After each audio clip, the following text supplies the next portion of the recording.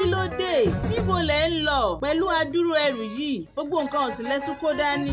Ṣé àwọn pẹ́pẹ́yẹ yín náà ń lọ ni? ọmọ nkẹ́kẹ́ tí wọ́n lọ rèé tójú mi yàn mẹ́bẹ̀ bọ́ bàjẹ́ délùú tí wọ́n forí mi sọlẹ̀ sí. bẹ́ẹ̀ ń bá lọ rèé ṣàdúrà nídìí àwọn òòṣà kọ̀ọ̀kan tí ń bẹ́ẹ̀ ọyọ́ ń gbogbo àti ẹ̀dì rọrùn fún mi.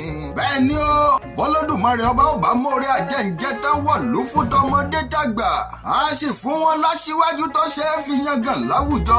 His Royal Majesty ọba Dr. Matthew Adémọ́lá Oníkùmákọ̀ Àánúgbádé wọ̀n tí gbogbo ọwọ́jà wọn dé ta ẹ̀gẹ́ Ajilende Mádùgà Ìlẹ̀dú kí wá gan ló fẹ́ ṣẹlẹ̀ l'Ajilende o. Saraa fún gbogbo àwọn òkú Ajilende ni o. gbogbo ìlú ọmọ lọ́kùnrin àti lóbìnrin lọ́jọ́ 9 oṣù kẹjọ 9th of August bíbọ egúngún ní ọ̀kọ̀ọ̀kọ̀ gbéra sọ.